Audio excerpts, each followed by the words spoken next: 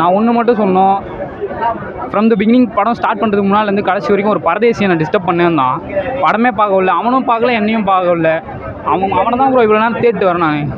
என் கண்ணா அவன் மாட்டினான். நீங்கள் பார்த்தீங்கன்னா சொல்லுங்கள், அவன் கொஞ்சம் ஆள் கொஞ்சம் பார்க்குறது பைத்தியம் மாதிரி இருப்பான்.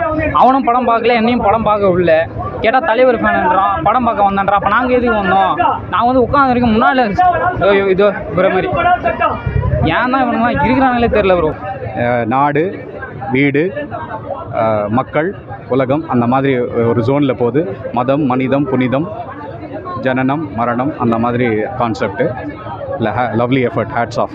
கேமியானால ப்ரோ சந்திரமுகி படத்தில் ரஜினி எப்படி வந்தாரோ அதே மாதிரியே ஃபுல் அண்ட் ஃபுல் வருவார். கேமியா ரோல்ன்ற மாதிரிலாம் சொல்கிற மாதிரி நல்லா தான் இருந்துச்சு படம் மொத்தமும். அதாவது பேக்ரவுண்ட் ஸ்கோர் பார்த்தீங்கன்னா எல்லாமே நல்லா தான் இருந்துச்சு. குறை சொல்கிற மாதிரி எதுவும் கிடையாது. அந்த எஃபெக்ட்ஸ் நல்லா இருந்துச்சு, நல்லா பார்க்கலாம். ஆனால் அந்த டிஸ்டர்ப் பண்ண அந்த ஒருத்தவங்க மட்டும் இல்லைனா நானும் கொஞ்சம் நல்லா என்ஜாய் பண்ணி பார்த்துருப்பேன் அந்த படத்தை. அவன் இன்னும் கூட என் கண்ணில் அவன் மாட்டல. அவன் மாட்டினா நீங்கள் பார்த்தீங்கன்னா சொல்லுங்கள். எப்படி கொண்டு போயிருக்காங்கன்னு நினைக்கிறீங்க? ஏன்னா கரெக்டாக சொல்லியிருக்காங்களா? ஏன்னா இந்த மாதிரி படங்கள் நிறைய வந்துருச்சு, கிரிக்கெட் சம்மந்தமாக வந்துருச்சு, ஆமாம், மதத்தை பற்றி நிறைய படங்கள் வந்துருச்சு. ஆமாம், சொல்லியிருக்காங்கன்னு நினைக்கிறீங்களா? ரொம்ப ஒரு நல்ல கேள்வி, சிந்திக்க வேண்டிய கேள்வி. இப்போ நீங்கள் கிரிக்கெட்டுன்னு எடுத்துக்கிட்டிங்கன்னா நமக்கு இங்கே முதல்ல ஃபஸ்ட்டு லகான் இந்தியாவில், அதுவே இன்டர்நேஷ்னல் ஆஸ்கருக்கு நாமினேஷன் வரைக்கும் போச்சு. அடுத்து நம்ம சென்னை 28 விபி வைஸ் பிரசிடென்ட் லெவலுக்கு அந்த படத்தில் டெலிவரி பண்ணார்.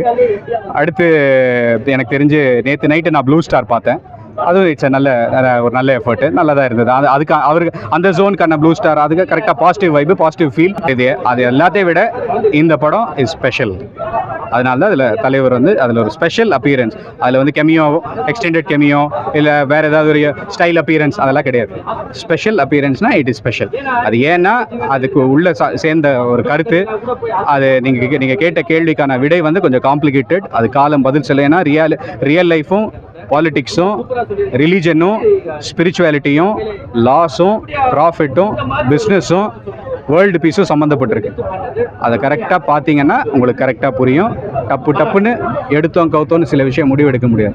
நிறுத்தி நிதானமாக ஆலோசித்து செய்யணும். அதுதான் இந்த படத்தோட மெசேஜ். சூப்பராக இருக்குது. அவரது எல்லாமே கூஸ்பமாக இருக்குது. அவரது எல்லாம் சீன்ஸ்லாம் வெறித்தனமாக இருக்குது. இந்த பாம்பே பேக்ட்ராப் வந்து இதெல்லாம் காட்டியிருக்காங்களா அந்த படத்தில்? ஏன்னா டைலாக்காக ஒரு இடத்துல சொல்லியிருக்காங்க. சும்மா அது பில்டப் மட்டும் தான் கொடுத்துருக்காங்க, அதில் ஒன்றுமே இல்லை அந்த அளவுக்குலாம். இப்போ பார்த்தீங்கன்னா கிரிக்கெட்லாம் விளாட்றாங்களா, அதெல்லாம் சிஜி அந்த கிரிக்கெட் சீனு எதுக்கு தான் இருக்குன்னே தெரில.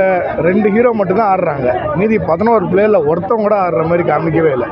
கிரிக்கெட் இவங்க 2 பேர் மட்டும் ஆடுற மாதிரி இருக்கு. அந்த கிரௌண்டில் வேறு யாருமே இல்லாமலே இருந்திருக்கலாம். அது அந்த மாதிரி தான் இருக்குது. ஏஆர் மியூசிக்கு சூப்பர் ஸ்டாருக்கு பயங்கரமாக போட்டிருக்காரு. அவருக்கு நல்லா இருக்குது.